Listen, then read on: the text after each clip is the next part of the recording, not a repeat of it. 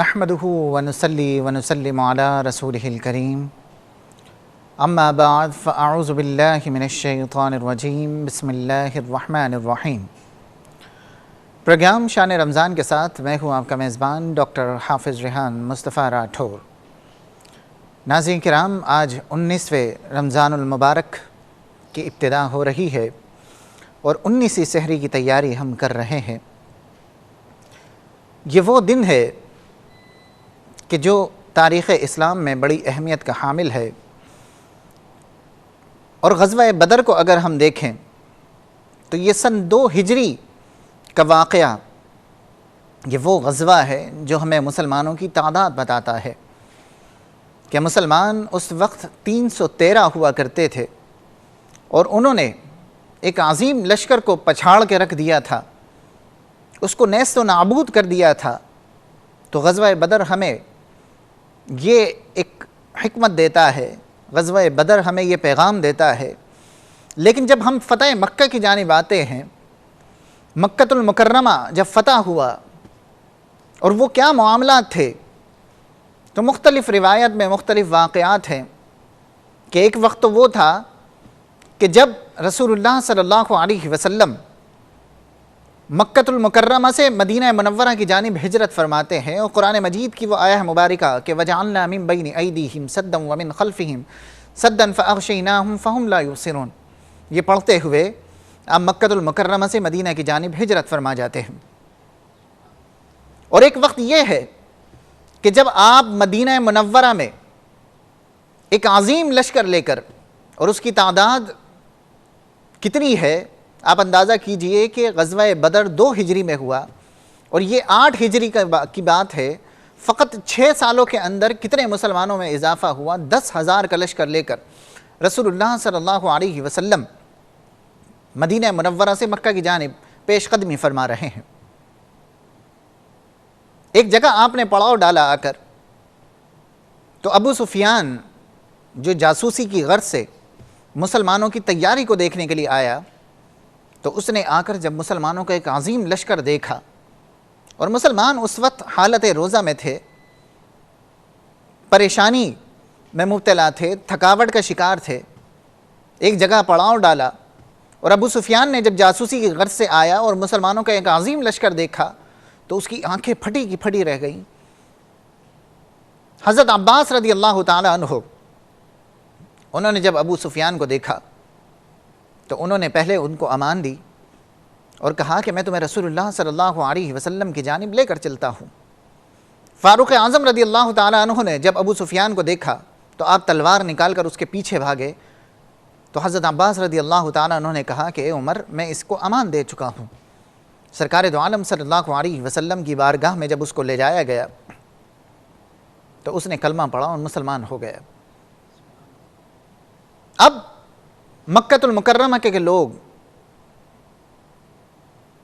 جو رسول اللہ صلی اللہ علیہ وسلم کو تنگ کرتے رہے، ظلم کرتے رہے، زیادتیاں کرتے رہے، کبھی آپ حالت نماز میں ہوتے تھے تو اوجڑیاں آپ کے پیٹھ پر ڈال دی جاتی تھی، کبھی آپ مدینہ مکۃ المکرمہ کی گلیوں سے گزرتے تھے تو باقاعدہ کانٹے بچھا دیا جاتے تھے، کبھی آپ پر کچرا پھینکا جاتا تھا، کبھی اوباش لڑکوں کو آپ کے پیچھے لگا دیا جاتا تھا جو آپ پر پتھر مارتے تھے۔ وہ مکۃ المکرمہ جس کو آج مسلمانوں کی فوجوں نے چاروں طرف سے گھیر لیا تھا، اب رسول اللہ صلی اللہ علیہ وسلم جن کے لیے قرآن کہتا ہے کہ وَمَا أَرْسَلْنَاكَ إِلَّا رَحْمَةً لِّلْعَالَمِينَ، کہ آپ رحمت للعالمین ہیں، تمام عالمین کے لیے۔ اب وہ کیا فرما رہے ہیں؟ ہونا تو یہ چاہیے تھا کہ تمام مسلمان جتنی بھی افواج ہے آپ ان کو حکم دیتے کہ آج یہاں کی اینٹ سے اینٹ بجا کر رکھ دو، آج جو بھی تمہارے سامنے آئے اس کو کاٹ کر پھینک دو، چیر کر رکھ دو، اس لیے کہ انہوں نے ظلم کرنے میں، زیادتی کرنے میں کوئی کسر نہیں چھوڑی ہے۔ لیکن آپ تو رحمت للعالمین ہے۔ جب اوباش لڑکے آپ پر سنگ باری کیا کرتے تھے، پتھر مارا کرتے تھے، اور آپ کا لہو مبارک عنقریب زمین پر آنے والا ہوتا تھا، تو وہ فرشتہ جو پتھروں کا فرشتہ کہلاتا ہے، جو پہاڑوں کو ملا دیا کرتا ہے، پہاڑوں کی بارش کیا کرتا ہے، وہ کہتا ہے کہ یا رسول اللہ اگر آپ حکم کریں تو ابھی میں ان کو ملا دوں، پہاڑوں کو ملا دوں اور ان کو ختم کر دوں، نیست و نابود کر دوں۔ تو آپ نے فرمایا کہ نہیں ایسا نہیں کرنا، اس لیے کہ اللہ رب العزت نے مجھے رحمت للعالمین بنا کر بھیجا ہے۔ اگر آج میں ان کو ختم کر دوں گا تو یہ ختم ہو جائیں گے ہمیشہ کے لیے، لیکن میں سمجھتا ہوں کہ اگر یہ کلمہ نہیں پڑھتے تو کل میری تبلیغ کی وجہ سے ان کی اولاد جو ہے وہ کلمہ پڑھ سکتی ہے۔ تو وہ رحمت للعالمین جب مکہ المکرمہ میں پہنچتے ہیں تو آپ فرماتے ہیں کہ آج جس نے دروازہ بند کر لیا اس کے لیے بھی امان ہے،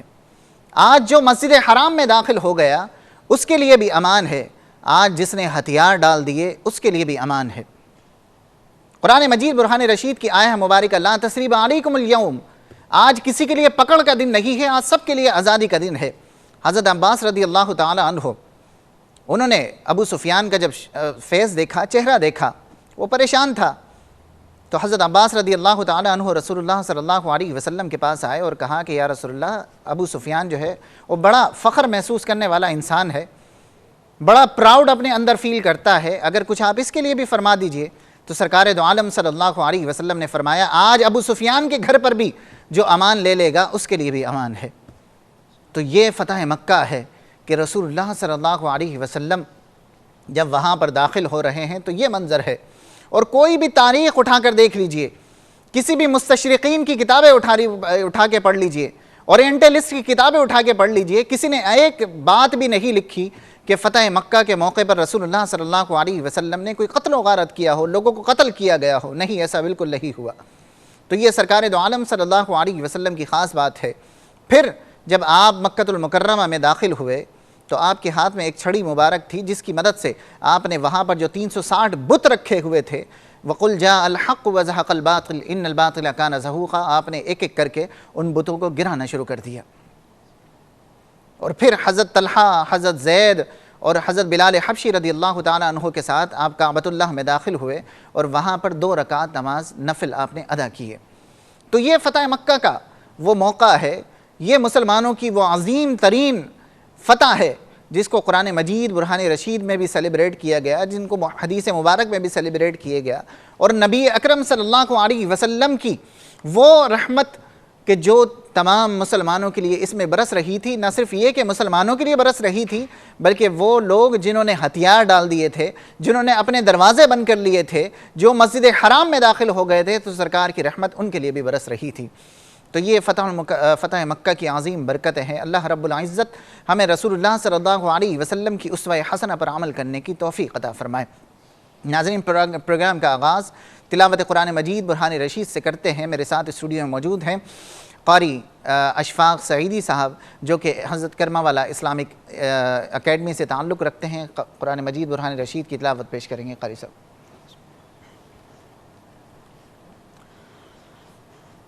اعوذ باللہ من الشیطان الرجیم،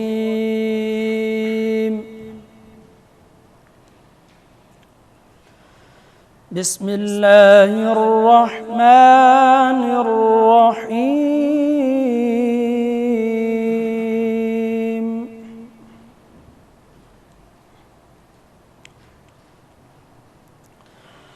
یوم نطوی السماء كطي السجل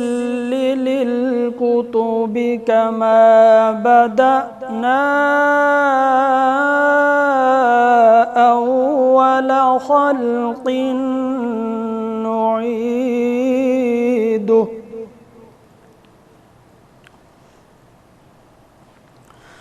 وعدا علينا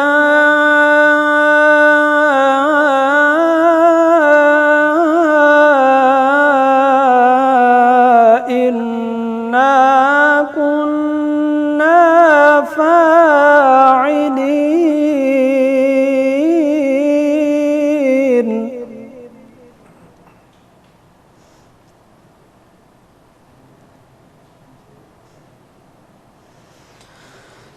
يوم نطوي السماء كطي السجل للكتب كما بدأنا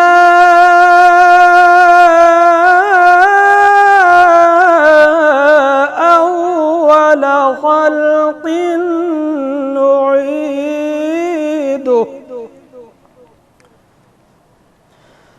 وعدا علينا إنا كنا فاعلين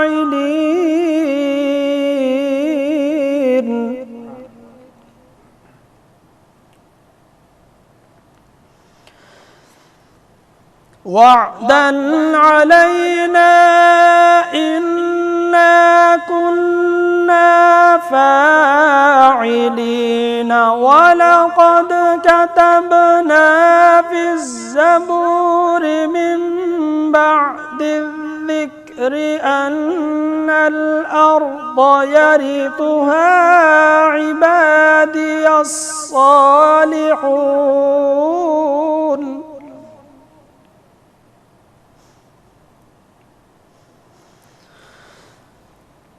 ولقد كتبنا في الزبور من بعد الذكر أن الأرض يرثها عبادي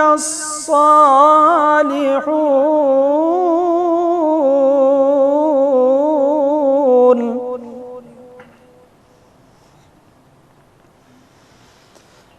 إن في هذا لبلاغا لقوم عابدين وما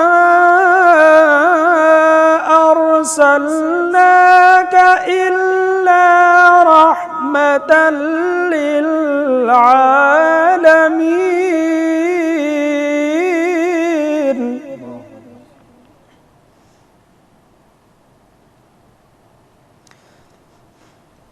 إن في هذا لبلاغا لقوم عابدين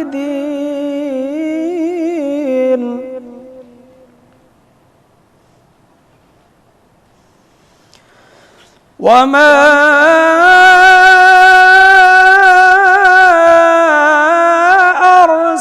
أرسلناك إلا رحمة للعالمين